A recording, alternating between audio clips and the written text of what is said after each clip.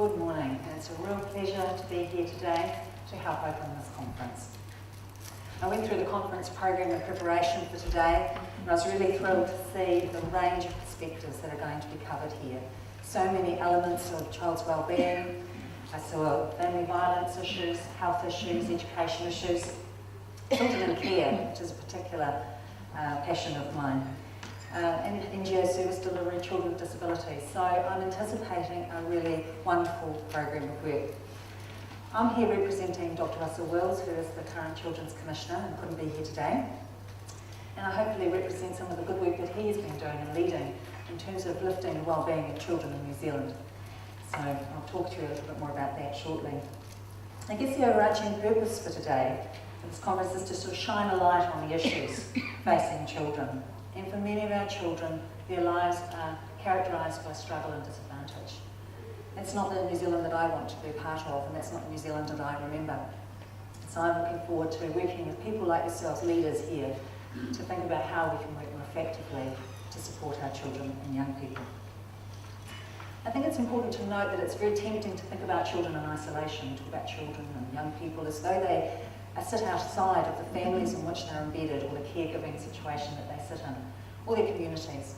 So whatever we do, we can't support children alone. We need to be thinking about their families, their whānau, and we need to engage in communities around them in order for us to be effective, to link together in order to support and change the situation for some of our children. So I'm going to briefly discuss the issue of income inequality in New Zealand and child poverty particularly, which has far-reaching impacts for children down through their life course. My key message for my presentation is that we need to take action. He tangi tā te tamaiti, he whakamā tō te takaki. So this whakatauke sets us a challenge. Children are out there crying, and we should be embarrassed as adults that we're allowing this to happen. So here we are, we're all leaders in this room. New Zealand isn't the place it needs to be for children, and we're here to take action. We're all here because we care about the situation facing children in New Zealand. And I think we must be certain about what we're trying to achieve. What is the goal that we're trying to achieve here today? And everyone's bringing a different perspective. So that's going to be an interesting series of conversations. But we must be sure that we don't fall into the trap of polishing up the problem, admiring the problem, and not moving on to finding concrete ways in which we can work together really effectively to take the position of our children further and enhance their well-being. So I want to try and talk about some constructive ways of working that might help us to support our children together. So today I'm briefly going to outline income inequality in New Zealand, and I'm not an economist, so I'm going to leave a more detailed presentation to Professor Jonathan Boston, who's here today, and he's going to cover that and issues around this much more deeply, but I'm just going to cover it very briefly, just to nest the issue of child poverty in a broader context for you. Then I'm going to briefly outline a model about how we might work more effectively together that I've recently been introduced to. And while this is an overseas initiative, and we don't need to look to the overseas, we've got some great things happening here in this country, but there may be some little principles and things that we can take out of it that we might think about. How could we use that in our context to even be better at what we do and how we work here? So I hope to outline a bit of a framework that will allow us to develop our approach to how we work collectively together. Wrong way. Technology. No, back. So, we all know we've been through a recession. We all know we're having a very slow recovery. Most of us have felt the impacts of that in some way or another. Now, one of the most sensitive measures or outcomes or notable impacts of a recession usually come through child health indicators. They're the first to start showing what's happening on the ground for children and for families. So as families lose their jobs and have to cut back, sometimes they're moving in together, so you get overcrowding, you get an increase in respiratory illnesses or infectious diseases. They can't keep their homes warm and dry. And so, because they can't heat it, we're seeing a rise in respiratory infections. Hospitalisations for poverty-related illnesses are increasing in this country, and Otago University produce a social child health monitor each year, and I think it's a fantastic document which outlines quite clearly what's happening across a range of measures for children in New Zealand. And what they show is a clear socioeconomic gradient across a range of health indicators. And for extremely concerning situations that Māori and Pacific are overrepresented in the poorer health outcomes. And that's not good enough. We need to address the equity here for all of our children so that they are all achieving what they should be. We also have some variation in practice in the way child health services are delivered by DHBs across the country, and the Commissioner has commenced a project in collaboration with DHBs to see how they can lift the quality of the services that they're providing children and young people. So income inequality. The reason I put this graph up is not to go into it in any great depth, but this is the Gini coefficient that shows the higher the score, the higher the level of income inequality. And we were relatively pretty good in the late 80s, but with benefit reforms and the economic downturn at that time, joblessness and so on, it had quite a dramatic effect. But I think what the important point to note from this graph is that the issues we face today, this current recession, have some of their genesis back then, and it's a compounding issue. We have intergenerational joblessness, benefit dependency, poverty, and low educational achievement. We note too the impact of policy changes. So the Working for Families policies did assist with some of our families on low-income working families. So policies can help and assist. That's a complex issue.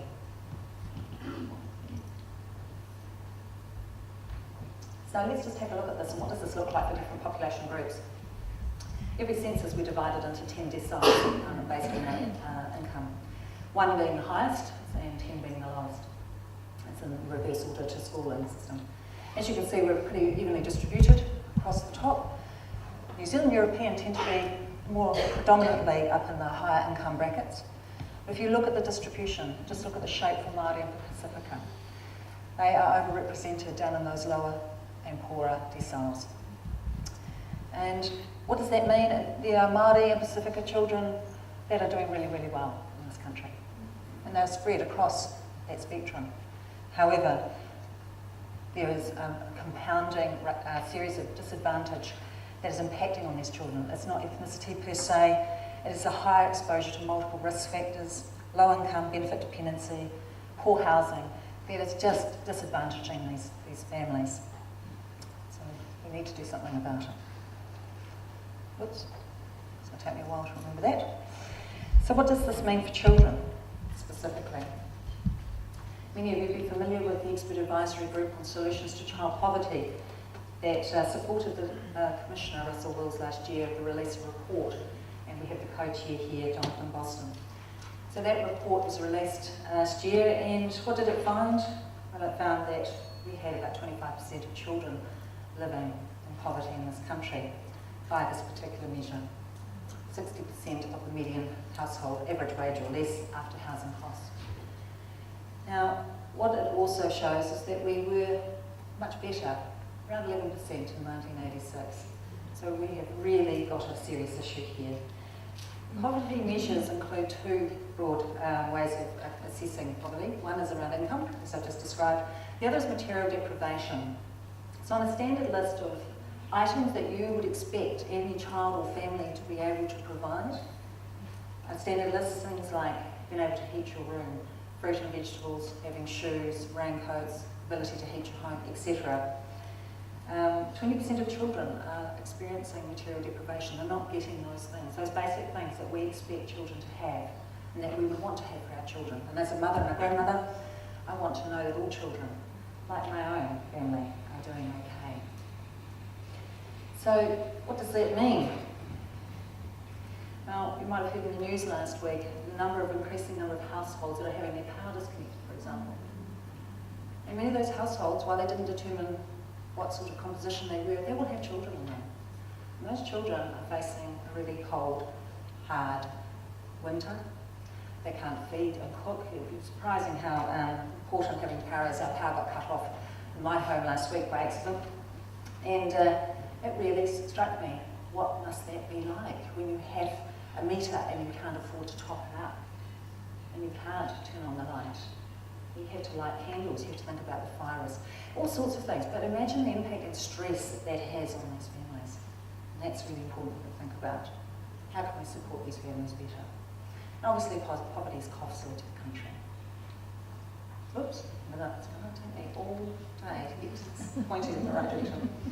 Now there's different levels, I guess, of poverty, severe and persistent poverty. So the EAG looked at this to say severe poverty is where children face both low income and material deprivation. There's about 7 to 10% of children in that category. So that's really tough. You haven't got enough money as it is, but you're not getting those basic items, those basic things that we expect. Persistent poverty for those children that live for 4 or more years in this state. And that's particularly concerning when you look at the disproportionate impact for Māori and Pacifica children, but also for very young children. It's not good for any child, but it's particularly problematic. Persistent poverty and living in that state for a very long time has severe impacts for children. And some of our children are facing both of these things. If we want to look at that, so 5% of New Zealand children are in severe and persistent poverty. And they're often much younger children as well, partly because of childcare responsibilities, ability to manage work, get a job that's flexible working hours and so on. So these children are in the home longer. So if we look at the number of children being born into poverty in Auckland, say, 30,000 in a year, about 1,500 of these will be to families in this situation. So what we are really concerned about is children growing up in persistent poverty. Some families can move in and out of it. The circumstances change. It gives you a reprieve. You can do what you need to do as a family. But you're very, very sensitive periods of development. Psychologists have looked at the developmental pathways, the brain development of very young children. And earlier development forms the basis for later development. And if that's compromised, because children are sick from being cold and damp, and children are not getting the food and nutrition they need, and if you're a stressed out parent who's trying to balance all of those things or multiple jobs, you're not going to be able to give your child the attention and all of the input and stimulation that you might want to. A lot of these parents may be suffering from depression, anxiety, and all other manner of things. So we need to think a little bit more broadly about how can we support these families. Now Dr. Wills would say that these children in this 5% group, and he's there on the front line as a paediatrician in the Hawke's Bay, these are the children that live in households with debt to their GP. They don't go to the doctor on time, they get sicker and they end up having avoidable hospitalisations if they could have gone to the doctor sooner. And parents are making trade-offs. They might have 3 sick children, one of them under 5, they can get that one seen for free. They'll take that child, they'll get the prescription if they can afford it, and then they'll share that medication across their children. So no one of those children are getting what they need, in terms of the medication. So imagine being in that position of having to make those calls or not having much choice. There's quite an increase, I noticed in the paper in Wellington, the pilot program to address the rise in scabies and skin infections like impetigo in some of our poorer schools in the Wellington region. And if you've ever had children and have head lice, which seems to be a perennial problem, it's about $20 a pop, isn't it? I can go down and I can pay for that. But if you're really struggling, how can you manage that? Scabies is another one. You have to have medication twice, at least, in different time periods. How do parents afford that when they've got all of these other stresses on? So there's a pilot program going on in Wellington that's just about to commence with school nurses actually prescribing what is required for those children. So let's just talk about, slowly now, who is growing up in poverty, just briefly. Well, there's no one typical poor child or poor family in New Zealand, but let's have a look at what some of the dimensions are. We take family structure, half of the children in poverty are in sole parent families. Imagine the stress on a single parent trying to manage all of these things, and you don't have the support of a partner potentially, or your family might not be living near you. Half are in 2-parent families, but children in sole parent families have a much higher rate of poverty, 56 versus 13%. So it's significant. Income source is another issue. 40% of children in poverty in households with adults in paid employment. So there's important to note we've got a large population of working poor. We've probably seen the clips on the news about families doing 3 or 4 different shifts to try and get enough income in, particularly in Auckland where housing costs are really high. I've seen a few examples. So we've got a population of working poor. The other 60% of all children are living in poverty or in beneficiary households. Ethnicity, half of all children living in poverty are Pākehā, half of Māori and Pacifica. So Māori and Pacifica children are double the rates of Pākehā children. Housing tenure.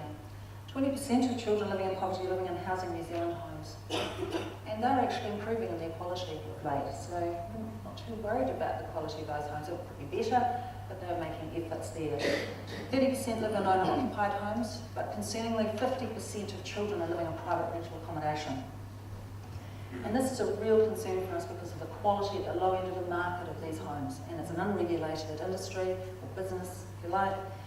And some of these people are living in very insecure tenure, moving frequently, cold, damp, poorly insulated homes. And it's not just insulation itself alone, you need to be able to heat your home as well. And these people can't. As you know, we've advocated for a warrant of fitness for housing, and we're pleased to see that they are applying that to the Housing New Zealand stock first, but we'd love to see that coming out into the broader marketplace. And age, younger children more likely to be living in poverty, and this is often due to the difficulties associated with childcare responsibilities, better unpaid work, or even the availability of flexible working hours in the workplace. And that's concerning because this is the period where a lot of development occurs for our children. So in summary, we've got a number of areas of focus really. Young children experiencing poverty we need to focus on. We need to pay attention to overcoming inequalities for Māori and Pacifica. So really supporting those families, communities in their endeavours. And Whānau Ora is a significant initiative that is ground up and works the way that community needs. So that's great to see that happening. The particular issues facing children in sole parent families, we really need to be thinking about those families and children facing severe and persistent poverty. Okay. So what's the impact on children? Yeah. So it brings a range of impacts. So if you take child poverty in the centre, there are a number of immediate issues that come about. So they're going to school hungry, insufficient food, they live in cold, damp homes, they don't have friends around or they have limited social engagements. You know how expensive it is to take children to the movies? Take them out to any event actually. These families are limiting, and some of the anecdotal evidence in Wellington is that many children in Porirua and some of our other communities haven't been to Wellington, just down the road because of the costs. See that way. Insufficient school attendance. Some parents are so embarrassed that they can't feed their children or give them a lunch, they hold them back and don't let them go to school when they can't take the food with them. So they're having broken school attendance sometimes. They miss out on school outings and sporting activities and all those things that we take for granted for our children. Comes out, and then further down the life course you end up with lower educational achievement. This is not a guarantee, this is not necessarily what's going to happen, but this is what is happening along a range of outcomes. Poor mental health and overall health. A lot of these families are not able to take their children to the doctor in time. They're not able to pay the prescription charges. You know, they went up about $3 to $5, I think it is. Not a lot of debate happened about that, but for a family with a number of children trying to pay that so prescription funds are being set up now to help some of these families. Or dental health. Working with agencies out there in the field, you know, they're going into homes and it's hard to afford toothbrushes and toothpaste and all of that. And they're providing that to some of these schools so that children can actually take care of their teeth. But you don't sort of think about this, but they have poor dental health. And that impacts on their earning ability because if your teeth aren't good, your self-esteem gets affected. You know, it just goes on and on. Yes. Teen parenthood is another associated factor. It starts over again. Oops. Social isolation, and then we can get into employment outcomes, reduced employment prospects, lower earnings, justice sector outcomes. It's really important to note that we know that a lot of victims of crime are actually disproportionately affected by criminal offending. So a very small part of the population gets repeatedly victimised. And that has huge impacts for those families and those children. And you could expand this out. You know, if we don't have people coming through that are skilled and ready to work, you know, we're not going to drive our economy and so on. We need that. We need young, healthy people coming through the system that can help support New Zealand to become the country it needs to be. And there is significant stress on the families and associated family around when these resources are insufficient. So, as I said to you in the beginning, we must make sure that we don't focus too much on the problem and over-admire it and think about that to the detriment of not thinking about how could we do something differently. So I'm going to think about what can we actually do, or what might be the opportunities. So there are a range of initiatives out there in our communities, in government agencies and local government, working to address a range of needs of families and children. But we've got to ask ourselves, how can we maximise the impact that we're having? Are we having sufficient impact? I think there's a crisis here for our children. We need to be thinking about what can we do even more. How can we harness the activity and the energy and the commitment that is out there in the field at the front line? I admire people who are out there every day working at the coalface, doing their very, very best. How can we think about how we can maximise that energy and harness it effectively? So I'd like to present a framework that I've only recently been introduced to, and it is an international framework, but I thought it might give us something to think about. Something to think about in terms of how we work here. And it's not just in child poverty, although that has a ripple effect across many of the domains in which we're working. But we can think about this in terms of children's educational outcomes. How can we work together more effectively to achieve the outcomes we're looking for? What about children's health outcomes? Family violence. We've got to support these children and families and their parents to achieve stable, nurturing homes. So I want to talk to you about a model called collective impact. Now, it's important to note that this work is based on observing a number of community-led initiatives overseas. So these are community-based initiatives that are trying to tackle very large complex social problems. And they're working quite differently. They usually involve a range of players, from government right down to the NGOs, academics, a whole lot of people working collectively on a very complex issue. And one of the things that we've got to ask ourselves is, can these complex, interdependent problems be addressed by one simple solution? Probably not. So there's some merits here. Now, collective impact describes a highly structured, collaborative effort to achieve substantial impact on a large-scale social problem.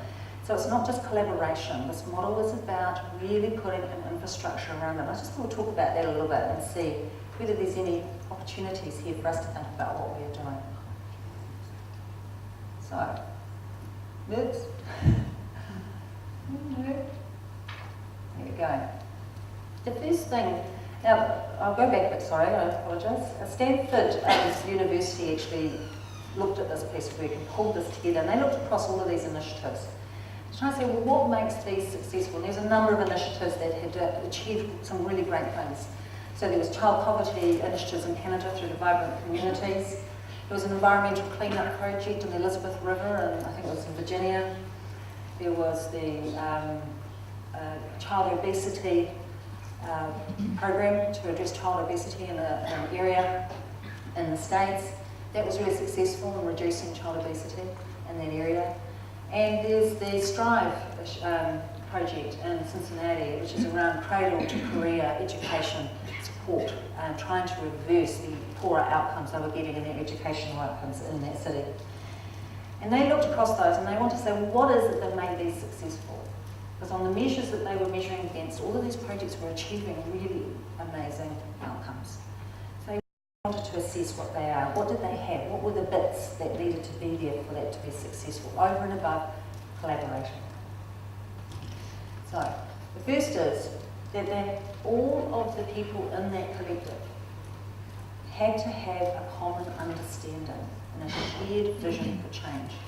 If you go into any sector, it's interesting how quickly you have a discussion and you think you're working to the same thing, but actually you might have slight differences in terms of your emphasis.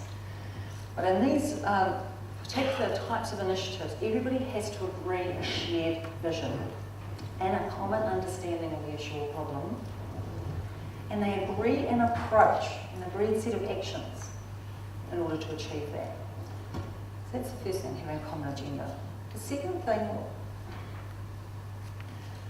is that all of these initiatives had invested in what they call a backbone organisation, a small organisation that organised them, that did the analysis, looked after the data, assisted them with their measurement, helped them coordinate their activities, and helped that flow of communication. Not a very sexy part of the thing, but very essential so that the people that were actually at the front line doing the work were freed up to be able to commit to that, and they were supported by these organisations.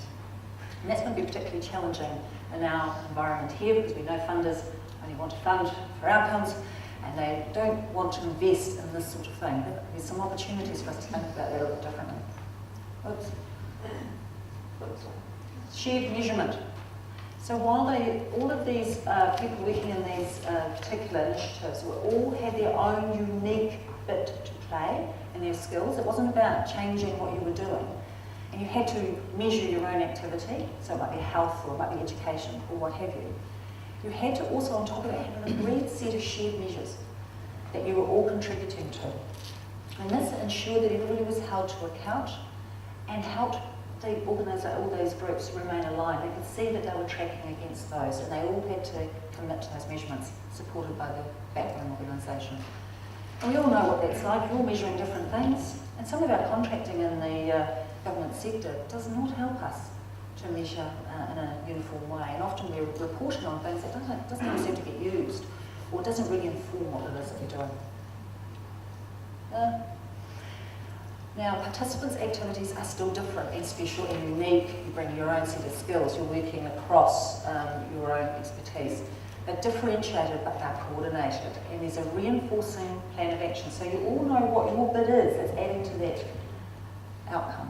So it's highly structured. It's a lot of conversations that have to take place, which is the third point, which is around our fifth point, which is consistent and open communication is needed to build the trust, the mutual objectives, and create a common motivation. But more than that, it's a common vocabulary and a common understanding. And in these initiatives that Stanford University looked at, all of the leaders of all of the organisations meet at least weekly or bi-weekly. And skipping meetings or sending a delegate was not an option. They had to all commit, and they had to share, and they had to learn. And they became quite learning organisations. There's a lot of feedback, a lot of what's not working well, sharing what was working well, and transferring that across. Because some of these were quite significant projects and spanned a range of agencies at different levels of government down through to the NGO sector. So if you imagine cleaning up a river, how much that would involve. Poverty in Canada, the amount of players that are contributing to that outcome. So they believe, the Stanford University believe, that this offers us a powerful paradigm for social progress, and it accepts that complex social problems need a more sophisticated approach. They cannot be addressed by isolated organisations working alone. And yet our focus model does not assist us to work collaboratively. Now, before we all rush off and do one of these things, there's three essential preconditions. Whoops, that's gone too far. Sorry, excuse me. Here we go. You need three particular things that are in your community. And remember, these are community grown. These are not top down. Government can't come along and tell you to have one of these. It's very much about who's in the community, who's out there. So the first thing you need is an influential champion. But it's not your standard charismatic person at the front leading. While they might do that, they have to be committed and maintain activity over time. But the most important thing is they are willing to let other organisations come up with solutions. So they support. And they invest across all of the agencies that are contributing. So you don't end up with one person holding it together. All of the leaders are meeting, all of them are committed. And that's critical. We know so many initiatives in New Zealand are fantastic. And somebody gets burnt out or moves on, and it's just never quite the same. So this is a sustainable model and try to invest in the leadership to support the community to come up with these solutions. Always challenging one, adequate resourcing. Usually they've had one anchor funder that supports that backbone organisation as well as their activities. And it usually requires 2 to 3 years of funding for these organisations to sort of get off and get started. We've got a particular challenge here with the funding paradigm that's operating out of many of our government agencies and the way that they are constructed, and we won't go into that here today, but it's important to note that this is a particular challenge in New Zealand at the moment. But we've got the Investing Services Outcomes project, and I'll be working to, or looking to be meeting with Murray Edridge to talk about how can they think about how they're investing differently. It's an opportunity, and we need to think differently if we want to have the outcomes. But until funders shift their practices to support a collective impact initiative, then we'll struggle to be effective. So we have to challenge our funders. An urgency for change, is there a burning platform? Is there something clear that needs to happen? And research usually can lead to this, and we've got the EAG report. There's many other documents out there across our health system, our education system, family violence. There is enough out there for us to know there's something that needs to be done. So I believe we have at least that. We have the urgency for change. But again, these initiatives are ground up and owned by the communities that participate in them. And I encourage you to read up a little bit about this and think about how can we enhance maybe the way we're doing things now. Think about, do we need a little bit more infrastructure? Do we need to think about getting more shared measures? Because just referral pathways and collaboration isn't enough to really know that each of your activities is doing what needs to be done. Now, just to check the time, am I running too late? About 10 minutes. So I'm going to just go back, because I got my slides mixed up, as you do. That you needed to start to re-look at the measure. So we looked at moving our thinking from poverty alleviation to poverty reduction. It's very different in terms of, our motto was we want less poor, not better poor. The third thing was that you don't solve problems, you harness assets. So you bring together all of the best in your community and you focus it toward a common problem. The fourth one was that it needed to be a multi-sectoral process. It couldn't just be one sector. It couldn't just be the voluntary sector or just government. We needed to work across sectors. And then the fifth one was, this wasn't about solving things. This was about learning together and changing together, which we called learning and change. At Tamarack, we've really worked on building a community of practice, or a learning community. So from the very beginning, our communities were clustered together and they learned from one another. Tamarack's overall mission is this sense of the co-generation of knowledge. And what we understand, or what we've come to understand, is that there's a lot of knowledge that is generated in each of the communities at these collective impact initiatives, but they're sometimes limited to that community. So we really feel like, if you learn from one another, if you see something that's working in one place, how replicable is it in other communities, and how can we scale that success? As a leader of a backbone organization, what I feel is my primary job is to help everyone in the community that cares about the issue I'm working on, right? To begin to work collectively on that issue.